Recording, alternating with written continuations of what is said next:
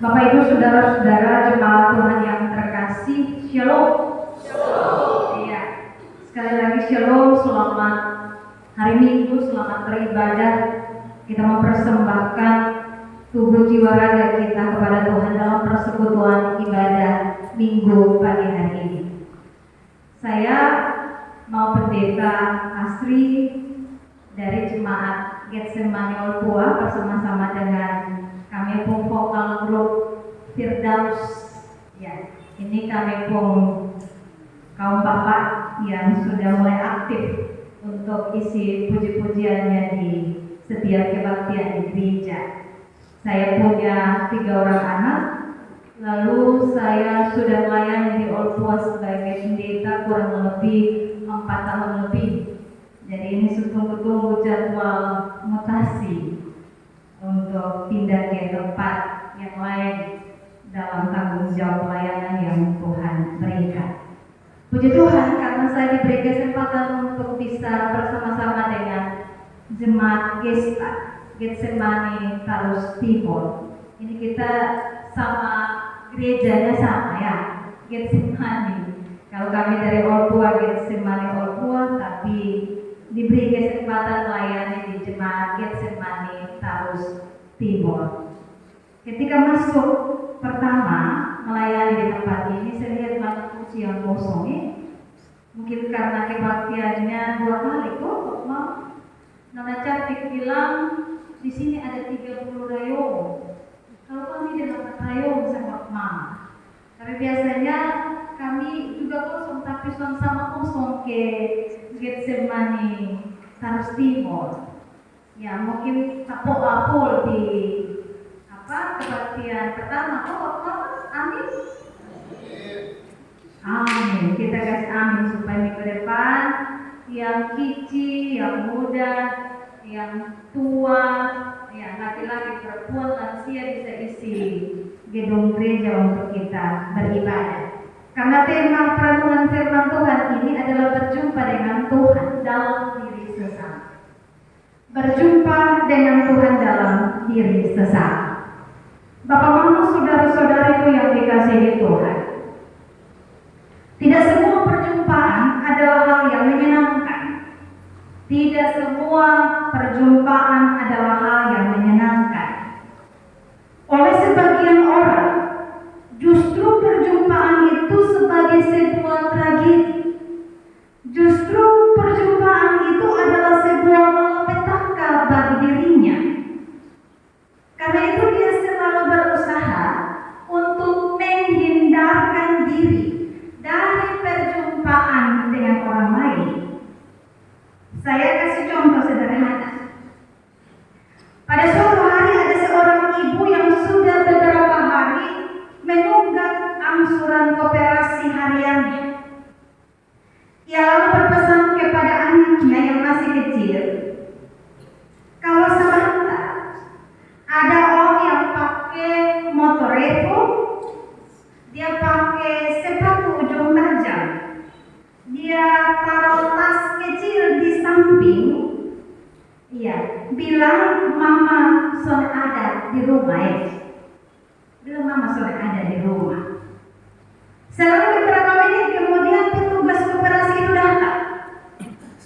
Ya, ibu ini kaget, tetapi petugas koperasi itu sudah dapat lihat orang tua. Dia sudah melihat dari depan pintu. Dia lalu lari di belakang rumah. Orang tua itu lalu lari di belakang rumah, lalu orang tua lihat ada 1 drum pendek tanah yang kosong. Jadi tanpa pikir panjang lagi orang tua lopang masuk di dalam itu drum. Petugas koperasi ini lalu datang dan tanya di mangkuk anak laki-laki tadi, anak, mama ada kok? Iya, mama ada di rumah kok. Lalu itu anak bilang, mama sudah ada. Sedikit berjalan ke bagian belakang, petugas ini tanya lagi.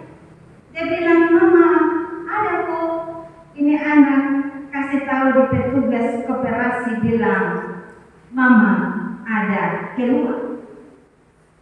Sambil berdiri di samping drum yang ada, lalu Lalu ini petugas koperasi bilang, kalau mama datang, kasih tahu mama biar om bawa ini drum anasa. Biar om bawa ini drum anasa. Ya, orang tua terpaksa sudah kasih keluar angka dia pun kepala dengan kamera.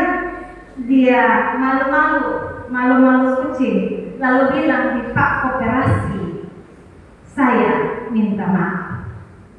Bapak mama saudara-saudara yang dikasihi Tuhan, tidak semua orang selalu bisa untuk menghindarkan diri dari perjumpaan dengan sesama.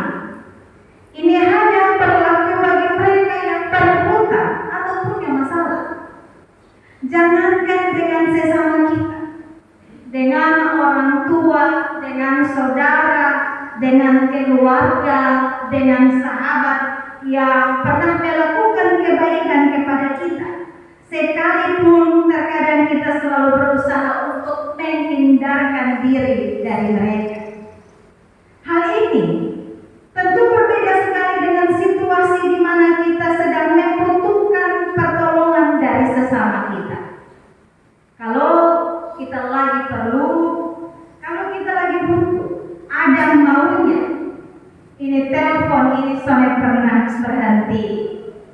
Kita akan bertamu sampai kenal waktu, mau pagi, mau siang, mau malam kita akan kunjungi orang yang akan kita minta pertolongan. Selalu saja cari alasan untuk bisa bertemu, supaya kita punya kepentingan bisa dilayani. Tapi kalau maksud kita sudah tercapai, kalau maksud kita sudah terwujud, lihat di telepon saja biasanya kalau misalnya respon. Ketika kita minta untuk ketemu, datang cari bilang misalnya ada. Kalau ada juga biasanya kita sembunyi. Pokoknya segala cara dilakukan untuk menghindarkan diri dari perjumpaan dengan sesama kita.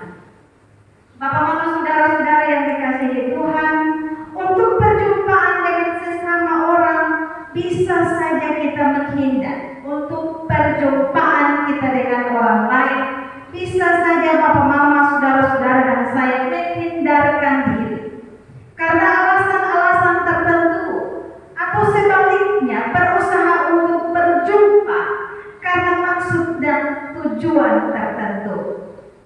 Tetapi ingat, perjumpaan kita dengan Tuhan, kita semua tidak bisa menghindarkan diri. Kita semua tidak bisa menghindarkan diri ketika Tuhan mau berjumpa dengan kita. Memang banyak orang berusaha untuk selalu menghindar, baik itu tidak berdoa, baik itu tidak menghadiri ibadah-ibadah, atau tidak datang dalam kebaktian minggu, atau kita menghindar dari Tuhan dalam berbagai kesibukan yang ada.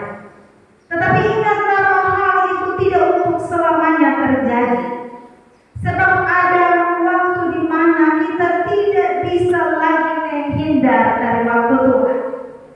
Tetapi Tuhan yang akan datang bertemu dengan kita, Tuhan yang akan menjumpai bapak mama saudara-saudara dan saya.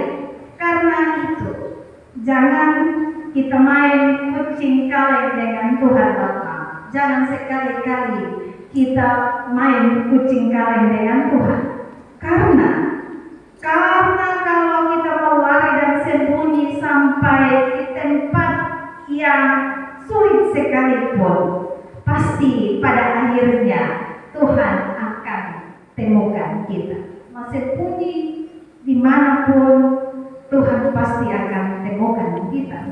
Teks firman Tuhan pagi hari ini menegaskan kepada kita tentang hal ini, bahwa pada peristiwa akhir zaman anak manusia dalam Tuhan kita Yesus Kristus yang akan datang dalam kemuliaannya, dan malaikat-malaikat akan bersama-sama dengan dia, dan dia akan duduk di tata kemuliaannya. Jadi pada saat penghakiman terakhir, anak manusia yang kita imani, yaitu Tuhan kita Yesus Kristus, dia akan datang dalam dia pun kemuliaan. surgawi, dan para malaikat akan bersama-sama dengan dia, dan dia duduk di atas tahta kemuliaannya.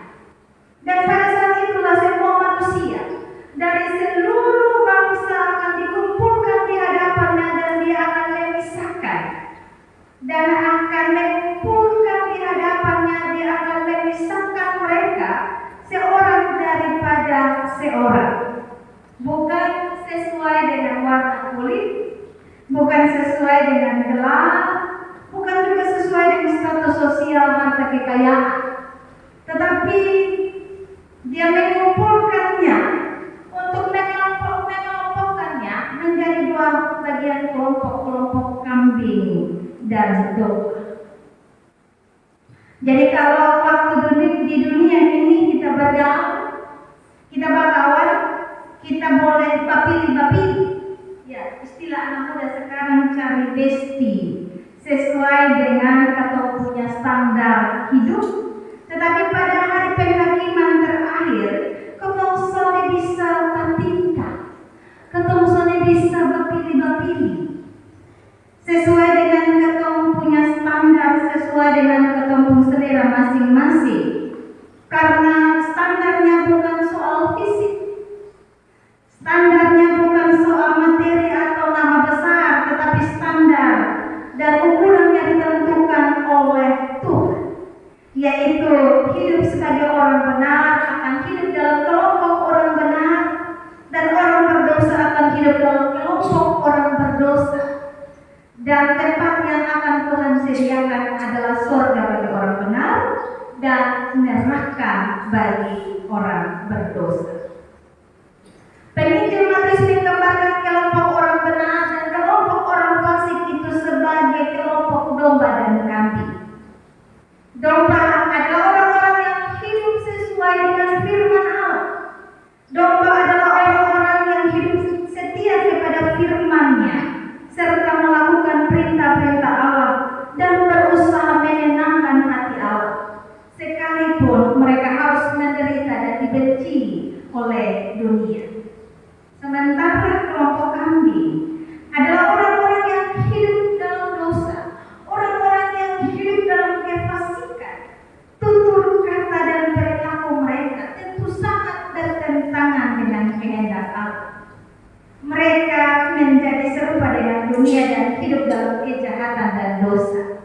Mereka berusaha untuk menyenangkan dirinya, menyenangkan hatinya, sekalipun itu menyakiti hati Allah. Dan pada penghakiman terakhir, kelompok kambing dan kelompok domba ini akan dipisahkan.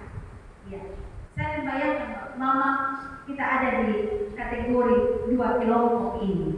Ada kelompok domba yang hidup benar, hidup setia terhadap firman Tuhan, tapi Tuhan juga sebagai hakim dia akan kasih pisah kita. Ada dalam kelompok kambing sebagai kategori orang yang fasik, yang tidak ikut perintah Tuhan, tidak ikut maunya Tuhan, dan tempat yang disediakan Tuhan diukur sesuai dengan kehidupan yang sementara kita jalani. Ya, kalau kita hidup benar, kita ikut perintah Tuhan, maka sudah pasti tempat kita adalah di surga yang penuh kekekalan. Tetapi jika semasa hidup kita jauh dari perintah dan ketetapan Tuhan, maka seharusnya kita juga harus tahu posisi di mana kita akan tinggal nanti, yaitu neraka menjadi tempat hunian kita kelak.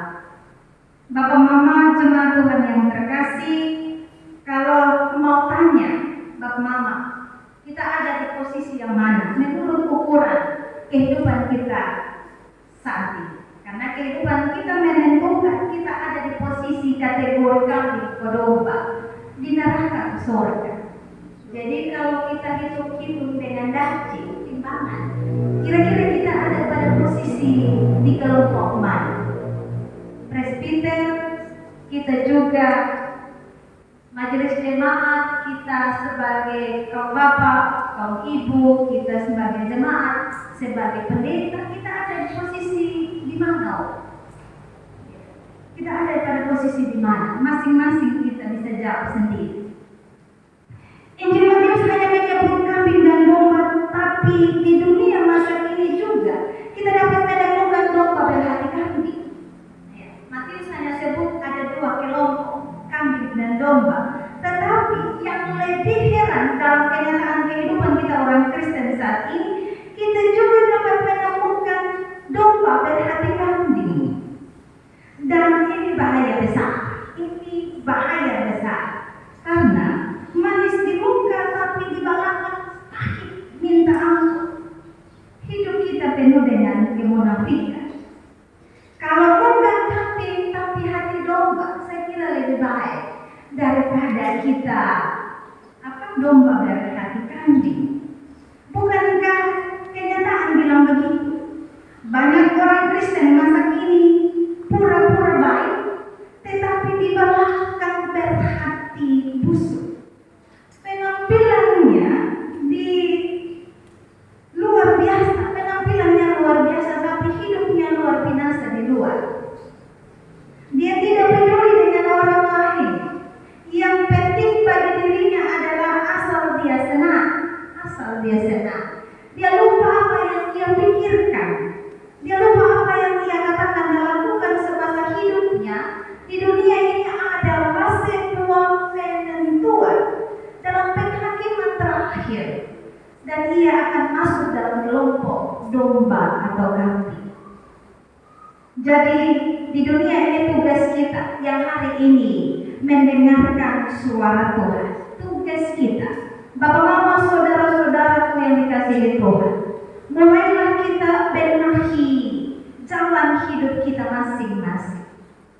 Periksa diri, benahi diri, jalan hidup kita masing-masing. Karena itu penting, karena jalan hidup kita masing-masing akan menentukan di mana kelompok kita akan masuk kelompok domba atau kambing. Jangan kasih urus orang lain sendiri. Jangan perhatikan orang lain punya diri, tetapi perhatikan diri sendiri, urus diri sendiri, luti diri sendiri. Kau jadi baik dulu, baru bisa perhatikan orang lain. Karena kadang-kadang orang suka lihat orang pun salah. Orang pun urusan katong jupi urus, orang pun dosa ju katong pi urus, daripada katong suka loti dosa sendiri. Orang pun baik gampang kita semua lupa, tapi coba orang pun sedikit kesalahan saja katong marah-marah, soalnya ada ujung pohon sampai matahari terbit lalu terbenam juga katong masih marah. Dan lebih celaka lagi kalau ada orang Kristen yang bilang begini, kita pun sakit hati nih terlalu dalam, kita sonde akan lupa sampai masuk lubang kubur pun ini sakit hati, ini marah, sonde pernah hilang. Jadi saudara bersaudara, kakak beradik, orang tua dan anak, bahwa ini dendam, bahwa ini amarah, bahwa ini persoalan sampai mati. Soalnya pernah akan selesaikan persoalan-persoalan itu. Kalau kita ada pada posisi itu, minta ampun saudara, karena Tuhan tegur kita supaya kita jangan simpan dendam, supaya kita jangan simpan amarah dan sakit hati lama-lama. Karena manusia, siapapun kita, ya, pendeta, majelis jemaat, saya buat salah, apalagi ketemu semua manusia yang berdosa. Kalau Tuhan saja ampuni kita, kenapa kita begitu egois dan kita begitu keraskan hati untuk tidak ampuni sesama kita? Karena itu jadilah domba dan jangan jadi kambing, atau bermain dua kaki. Di rumah jadi domba, di luar rumah jadi kambing. Di lingkungan gereja jadi domba, jadi orang yang saleh, orang yang rohani. Tetapi di lingkungan luar gereja jadi kambing, hidup penuh dosa dan juga keburukan. Bapak Mama saudara-saudara yang dikasihi Tuhan, yang menarik dari firman Tuhan ini, dari pembacaan firman Tuhan hari ini adalah ketika penghakiman terakhir itu, anak manusia kelompokkan domba dan kambing dengan menjadikan relasi manusia semasa hidupnya sebagai standar atau ukurannya. Sebab Yesus menyatakan kehadirannya di dalam diri manusia, maka Yesus bilang, ia hadir di dalam diri seorang yang paling hina.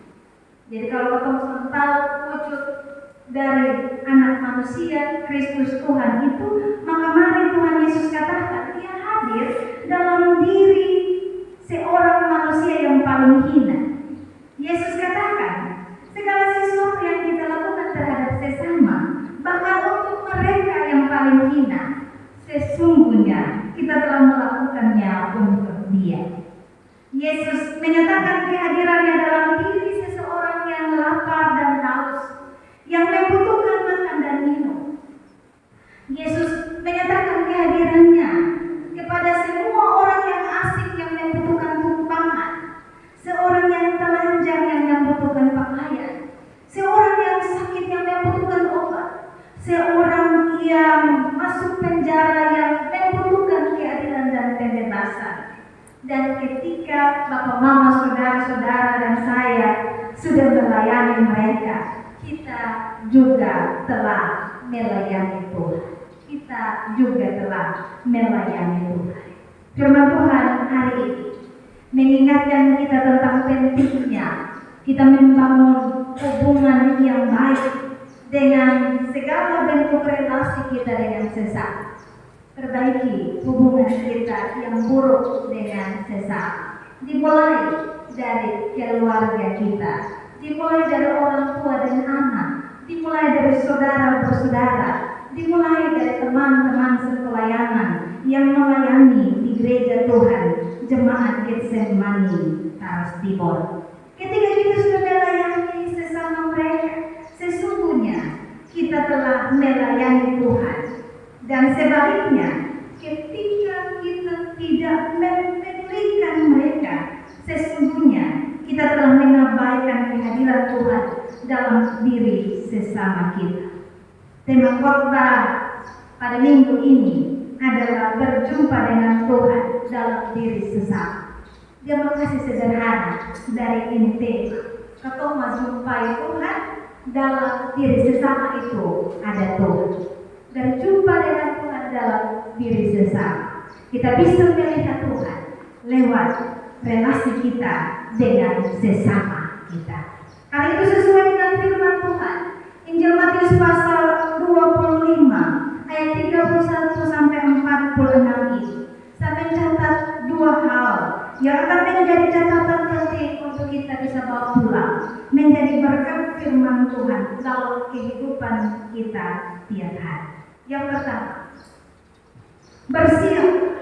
Bapak, Mama, saudara-saudara dan saya, mari kita semua bersiaplah untuk berjumpa dengan Tuhan pada hari penghakiman terakhir.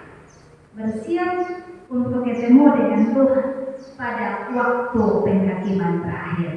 Ingat, untuk masuk dalam kelompok domba atau kambing, ada waktu penghakiman terakhir. Bukan ditentukan pada hari penghakiman itu, tapi ditentukan pada waktu kehidupan kita sekarang ini. Tetapi ditentukan sebab penilaian dari Tuhan sudah dan sedang akan berlangsung. Kehidupan kita saat ini akan menentukan pada saat penghakiman terakhir itu kita ada pada kelompok kambing atau domba. Karena itu mari kita berbenah diri dari sekarang. Suka tidak suka, siap tidak siap, kita akan berjumpa dengan Tuhan untuk penghakiman terakhir itu.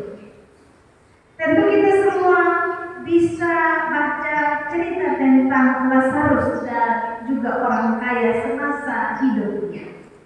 Kalau Lazarus, dia lebih memilih untuk hidup sebagai domba, walaupun ia banyak menanggung penderitaan. Sementara orang yang kaya memilih untuk hidup sebagai kambing, bahwa ia senang di akhirat. Supaya kita bisa hidup sebagai domba. Tuhan Allah memberikan firman-Nya. Tuhan kasih kita firman-Nya supaya kita jangan menerka-nerka dan berjalan tanpa arah, tetapi sebaliknya menjadikan firman Tuhan sebagai suluh bagi kaki kita dan terang bagi jalan kita. Ingat bahwa sebagai manusia kita memiliki tubuh jasmani dan tubuh rohani. Kehidupan jasmani adalah sesuatu yang bersifat sementara, tetapi kehidupan rohani akan membawa kita kepada keabadian dalam masa penghakiman terakhir. Dan tubuh rohani itu bersifat kekal dan abadi. Sayangnya, Bapak Mama, saudara-saudara, kita semua manusia saat ini biasanya kita lebih fokus pada kehidupan yang sementara dan mengabaikan kehidupan yang bersifat kekal. Kita lebih fokuskan kehidupan jasmani daripada yang namanya berjuang untuk meraih kehidupan kekal itu. Orang bisa saja menghabiskan waktu, orang bisa saja menghabiskan tenaga dan materi untuk kenikmatan tubuh jasmaninya, lalu mereka tidak memberikan perhatian kepada tubuh rohaninya. Tiap hari dia sondekin gereja hari Minggu, tapi hari Minggu itu orang Kristen saat ini sedang ada di sawah. Sondekin gereja juga, tapi lihat dong ada di mana? Dong ada di sawah. Sondekin gereja juga, tapi dong malam-malam untuk posting bahwa hari Minggu dong ada sementara di salon, dong ada di fitness, dong ada di gym, dong ada di piknik.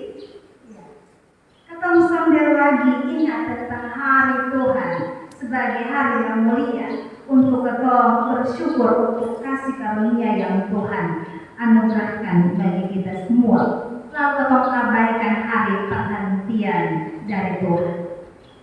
Kita lupa berdoa, bahkan kita beribadah setahun sekali. Itu pun hanya untuk kepentingan Facebook. Ya, ketemu gereja kadang-kadang HP ini sampai nonton simpan di tas, di saku.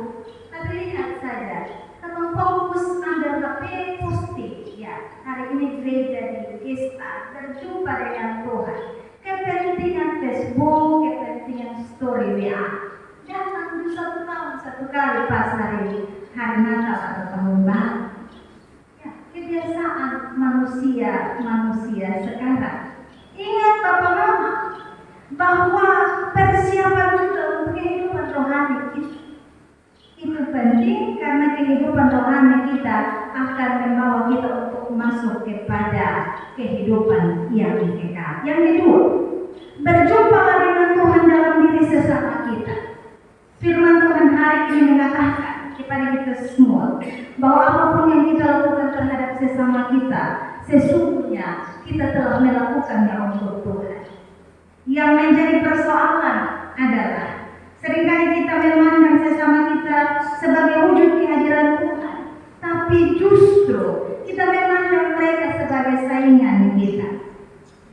Sebagai wujud Tuhan kita lihat orang lain, tapi biasanya dalam kehidupan nyata kita lihat orang lain itu sebagai kelompok saingan. Apalagi kalau bangsa lebih dari kita, maka kita jadikan sebagai saingan kita. Mengapa kita gagal? Karena standar yang kita pakai, ukuran yang kita pakai bukan ukuran Tuhan. Tentu kita masih ingat satu lagu dari sekolah minggu. Ini anak sekolah minggu dong biasa menyanyi. Ku tak pandang dari gereja mana, ya, ku tak pandang dari gereja mana, asalkan hatimu seperti hatiku, engkaulah saudara-saudaraku.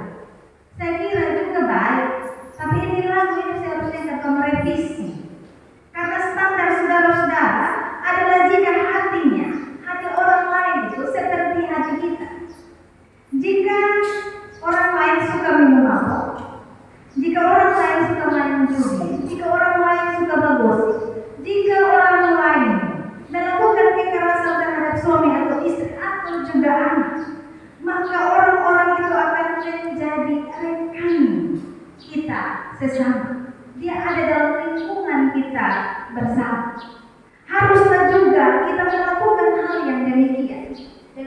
yang bergaul dengan orang mabuk, kita juga akan mempengaruhi kita untuk jadi orang mabuk. Main judi, kita juga akan main judi, dan seterusnya.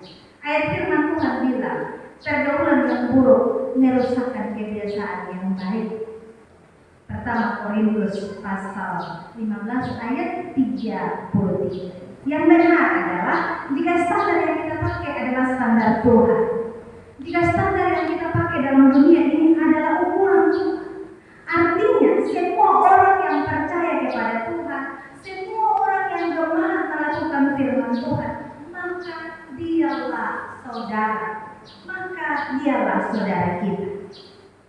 Kitab Kejadian yang berkata bahwa manusia itu diciptakan segambar dan serupa dengan Allah. Itu berarti bahwa untuk melihat bagaimana rupa Allah, cukuplah kita memandang sesama kita yang telah diciptakan segambar dan serupa dengan Allah. Karena kita harus memperlakukan mereka sebagaimana kita memperlakukan hidup hormat kepada Allah. Sebagaimana hukum yang pertama dan terutama, kasihilah sesamamu manusia seperti dirimu sendiri. Kasihilah sesamamu manusia seperti dirimu sendiri. Hari ini Tuhan sementara hadir dan menjumpai kita dalam persekutuan Getsemani Tarus Timur, bahwa dalam diri sesama kita, mereka adalah orang-orang yang lapar dan haus. Dalam diri sesama kita, mereka adalah orang-orang yang miskin dan tertinggal. Dalam diri sesama kita adalah mereka-mereka yang kehilangan pekerjaan. Mereka yang menjadi korban kekerasan dan ketidakadilan. Mereka yang menderita karena melakukan kebenaran. Mereka yang terancam karena mempertahankan imannya. Dan masih banyak lagi orang yang sementara saat ini bergumul dalam masalah dan persoalan demi mempertahankan iman percayanya kepada Kristus. Bagaimanakah cara kita memandang dan apakah yang harus kita lakukan terhadap mereka? Apakah kita memiliki hati yang penuh kasih? Apakah kita memiliki hati yang berbelas kasih untuk menolong dan melayani mereka? Ataukah kita membiarkan mereka terus ada dalam penderitaan mereka? Saya kira tidak demikian. Mari kita hadir untuk bisa menjadi penjawab doa bagi sesama kita. Kita hadir dalam doa dan aksi nyata kita. Kita menjadi penyambung lidah Allah untuk menghibur, untuk menguatkan, untuk memotivasi dan menyemangati sesama kita yang sementara bersedih dan berbeban berat. Kita harus menjadi perpanjangan tangan Tuhan untuk menolong sesama kita yang sementara menunggu uluran tangan dan kasih kita. Karena itu, jangan mengabaikan sesama kita yang ada di hadapan kita, di muka, di belakang kita, di sekitar kita yang membutuhkan pertolongan mereka. Firman Tuhan katakan, jangan mengabaikan mereka, tetapi jadikanlah mereka sebagai bagian dari kehidupan kita. Berjumpa dengan Tuhan dalam diri sesama. Tentu hal ini adalah perjumpaan yang menyenangkan, bukan perjumpaan yang menakutkan. Karena itu nanti semua kita harus tampil dan menciptakan suasana yang aman, rukun dan damai. Karena kita akan berjumpa dengan Tuhan lewat sesama. Tampillah sebagai pribadi yang menciptakan suasana yang aman, rukun dan damai. Kita harus tampil sebagai orang yang ramah-ramah, sebagai orang yang ramah-ramah, bukan sebagai orang yang marah-marah, supaya kehadiran kita bisa membawa sukacita. Kalau kita bertemu dengan sesama kita, mereka lalu bersedih, mereka yang bersedih menjadi terhibur, mereka yang susah menjadi senang, mereka yang menangis menjadi tertawa, mereka yang lapar menjadi kenyang, mereka yang haus menjadi segar, mereka yang tidak ada kekurangan, kita kasih timbangan. Kehadiran kita membawa sukacita bagi mereka. Kehadiran kita harus membawa sesuatu yang positif bagi orang lain, bukan sebaliknya. Kita hadir, lalu saat kita hadir itu orang akan kehilangan sukacita. Ketika kita hadir, orang akan kehilangan mood. Orang yang tadinya tertawa, ketika kita hadir, dia muka jadi muka asam. Dia punya selera makan menjadi hilang karena melihat kita. Semoga kehadiran kita bersama sebagai persekutuan jemaat Tuhan bisa mendatangkan sukacita bagi sesama kita, melayani orang yang membutuhkan uluran tangan dan kasih kita. Dan sukacita dalam pelayanan pertukaran pengkhotbah kali ini adalah sukacita besar ketika kami diberi kesempatan bersama-sama dengan keluarga Allah di Jemaat Getsemani Tarus Timur. Kami disambut dengan kehangatan dan kebersamaan, dan biarlah dukungan dan saling topangan dalam pelayanan untuk setia melayani pekerjaan Tuhan di jemaat-jemaat tempat kita melayani. Tanggung jawab kita melayani sebagai majelis jemaat, lakukanlah itu sebagai bagian dari ungkapan syukur itu. Jadi kalau kita setia dalam pelayanan dari majelis yang melayani dengan baik, saya kira ada berkat yang Tuhan akan karuniakan bagi setiap kita. Mari kita kembali dalam kehidupan kita setiap hari. Kita buat sebuah komitmen. Kita kembali dalam kehidupan kita setiap hari. Kita buat sebuah komitmen. Tunjukkanlah lewat kata dan laku untuk memberikan uluran tangan dan kasih kita kepada sesama yang hina dan menderita. Kita melakukan kebaikan bagi mereka dan dipandang Yesus sebagai kita melakukan untuk dirinya.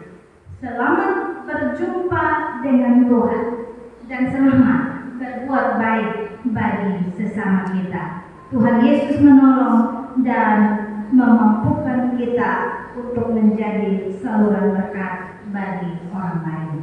Amin.